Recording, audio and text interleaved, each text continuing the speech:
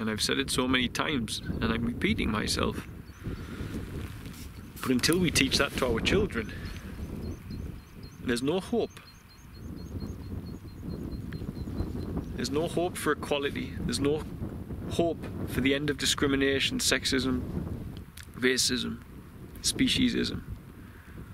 There's no hope until we teach the mechanism of the human nature, and we teach the idea that there is a lower nature that will rule you daily unless you wrestle that lion and beat that internal lion and rise up to walk shoulder to shoulder with Christ. Weapons always close to end, for he has seen too much hatred. Only weapon that he chooses is love, universal call. Now Guys, so from the top of a mountain in Cumbria, something was on my mind and I've got the camera, and naturally because I'm doing exercise I feel quite vibrant. But last night Fritzy and I ate in a little coffee shop that had some vegan food, and they had a blackboard, and written on there said, anyone can slay a dragon, but waking up each day and loving the world with all you have is the measure of a true hero. Now, I don't like too much the word hero, because defining a hero, I feel, takes away from the normality of human nature. For instance, people say the Pope is heroic for washing feet. What about the nurses and the care home workers who every day, and the people who are looking after children, their own children or children with disabilities, who do this daily? What's such a big deal about it? It's not heroic, it's a normal everyday act. Not to mention it's a misinterpretation. As I've said many a time,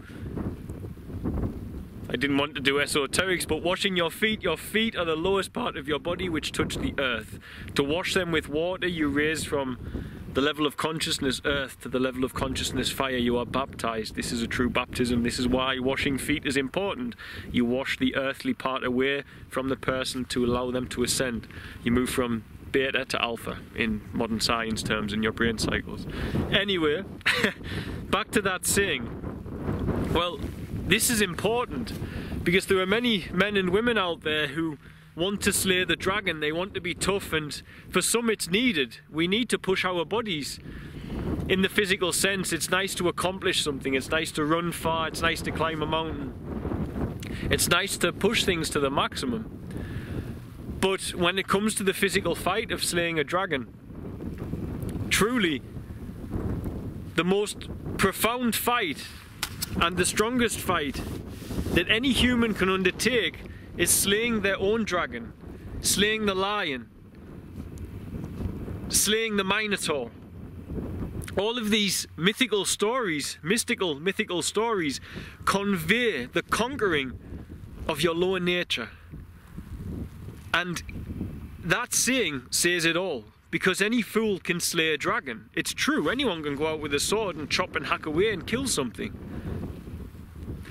But he who can, or he or she, who can slay the dragon, slay the lion, slay the minotaur,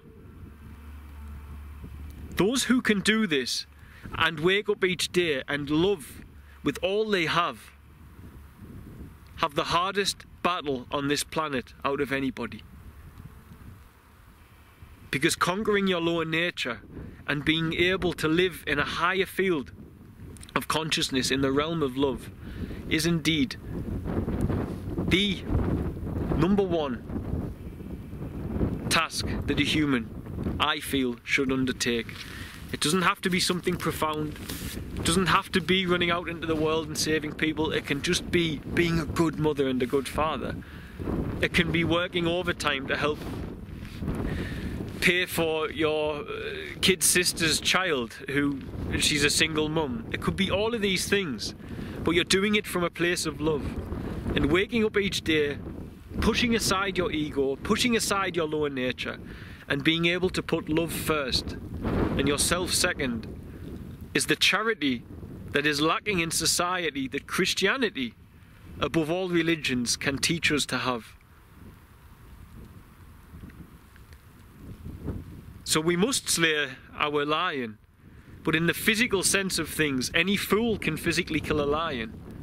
But a true hero is not a man who can shoot a lion. A true hero, a true man, a true woman, are those who can slay the lion inside themselves, their lower nature. And then they can sit at the right hand of God. The promised land is in the east. They can sit in the higher levels of consciousness, and they can love the world every morning. They can get up and they can put love first. And indeed it's so. That is a hero.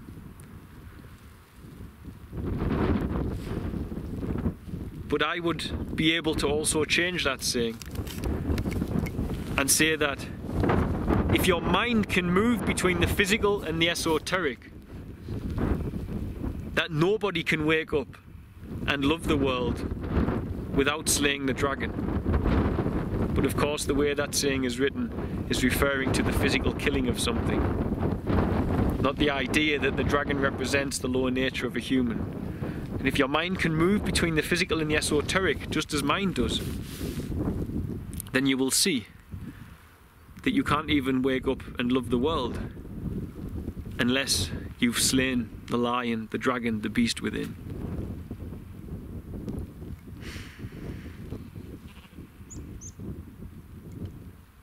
And I've said it so many times, and I'm repeating myself. But until we teach that to our children, there's no hope.